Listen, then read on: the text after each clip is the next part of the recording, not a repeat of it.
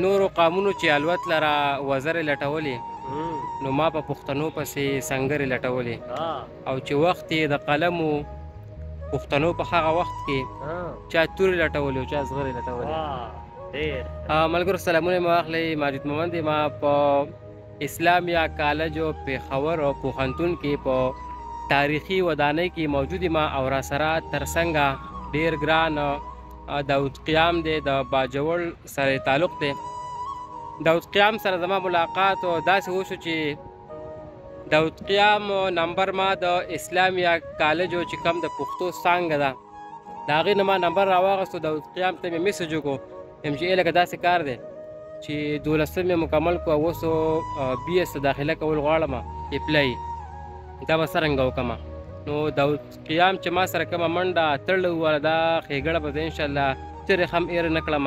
الله پاک دې راته خوشحاله او آباد او سوکاله ساتي او آخري سیمسټر دې الله پاک دې کامیاب کړي او چې ډګري حاصله کړي د اسلامي کالج پېښور پوهنتون نه. ځکه چې زه څه نه هم نیم خبر شوی دم چې صرف پیر به ته څه مه کوه زه به دله هر څه وکړم بس ته صرف دا کار وکړه چې ته ځان سره صرف ډاکومنټ راوړه مایګریشن او کرکټر سرټیفیکیټ او زه خپل کالج نه راوړه د بورډ مردان نه او ته راځه دلته به چې کوم دی نو هر څه کېږي. د قیامه ډېره زیاته مننه. خوشحاله اوسئ آباد اوسئ. نو ملګرو هغې نه پس ما بیا په پښتو ډپارټمنټ کې چې کوم دی نو په بي ایس کې پښتو واخیستله. نو موږ پښتانه یو نو موږ غواړو چې موږ خلک انګریزي یادوي خلک کیمسټري وایي نو موږ د قام خلک یو موږ د وطن خلک یو نو دا پښتو چې څوک نالي دا به اخر کې دغه رنګ شړه پاتې شي چې زه نه ویم دی نه وي بلې نه وي دا به دغه رنګ شړې پاتې شي. نو زما پښتو زما سرمن ده دا نورې ژبې د لباس په شانتې دي نه. نو داود قیام چې کوم دی نو خپل شاعري هم لیکي او د پښتو ژبې سره ځکه چې پښتو اغست نو خامخا به د پښتو ژبې سره مینه محبت وي. نو داود قیام هم لګور. داود قیام څنګه ژوند دې څنګه تېرېږي؟ الحمدلله تا خو دومره لوی تمهید راوتړو. مهرباني ورڅخه کېږي دا خبره د بازاده دانش صاحب چې جانانه داسې نه چې د خبرې سړی نه وم دانشه داسې نه چې د خبرې سړی نه وم خو جانانه زه چې تا ته ودرېدم نو ما به څه وی نو دا ستاسو مینه ده ستاسو د خپلې ژبې سره مینه ده ستاسو د خپلې خاورې د خپل قام د خپل دود دستور سره مینه ده چې د هغه مردان دغه لوی لرې ځای نه تاسو پېښور ښار ته راوستئ او په دغه خاطر چې تاسو پښتو زده کړئ د خپل قام د خپلې ژبې خدمت وکړئ. نو زه خو تاسو ته لومبی په پېښور ښار کې ستړي مشي هرکلی وایم او تاسو چې څومره هم د منډه تړلو ذکر وکړو نو دا زمونږ د هر یو پښتون بلکې زه به دا وایم چې د انسانیت په خاطر دا زمونږ فرض جوړیږي چې موږ د هر چا خدمت وکړو هغه که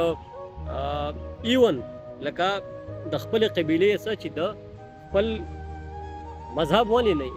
لکه د بل مذهب ولې نه دغه باوجود موږ د انسانیت په خاطر باندې موږ به د هر چا سره منډه تړله او بیا چې د خپلې ژبې خبره شي نو د حمزه بابا خبره چې اول خپله ژبه پس ته نورې ژبې بې بنیاده عمارت خو سمون نه کا نو موږ خو به د خپلې ژبې دپاره دغه هلې ځلې دوامدارې ساتو او تاسو ته یو ځل بیا هرکلی وایو چې رالی او خپل مینه محبت هم موږ سره شریک کړو انشاءالله چې زموږ نه څومره هم کېږي ایون که تاسې یاستئ که زموږ خویندې دي که څومره هم دلته نوي سټوډنټان راځي هغه که د هرې شعبې سره تعلق ساتي موږ د هغوی سره منډه تړلو او د خدمت ته به تر مرګه خپله ملا ورتړو. مهرباني خوشحاله شئ ته به کې غزل وړاندې کړې بس غزل خو په یادو دومره راځي نه شي او 2-3 شعرونه به ووایم. مهرباني بس خوشحاله شئ.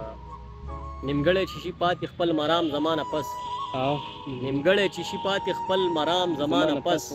چې څنګه به وي خدایه زما قام زمانه پس او په نظره یې همزولو ته نن دومره قدري ووې په نظره یې همزولو ته نن دومره قدري ووې خالي به وي د کلي دغه بام زمانه پس او دا خلک به د چا سترګو ته ګوري لیونیه دا خلک به د چا سترګو ته ګوري لیونیه په تا خو به څوک نه کوي سلام زمانه پس او یو زه نه یم چې ما به د پښتو په نوم رسوا کړي یو زه نه یم چې ما به د پښتو په نوم رسوا کړي بلا خلک به نور هم شي بدنام زمانه پس او چې کله مې د خولې نه صرف ستا نامه راخیږي چې کله مې د خولې نه صرف ستا نامه راخیږي رادرومي به په ما پسې خیام د مرګ نه پس. او تاسو ته د صاحب شاه صابر صاحب دا غزل ډالۍ چې اوس چې مینه وپېژني ما به خله پېژني او تا مینه څه کړې ده ته مینه څه پېژني او داسې هوښیار شو خلک څوک به ونه پیژني او که میخانې ته لاړې دنیا به وپیژنې او ځان به ترې څنګ ساتمه ته خپل کاته پیژنې او ستا مین ستا لیونی ته صابر ښه پیژنې ستا لیونی ستا مین ستا لیونی ته صابر ښه پیژنې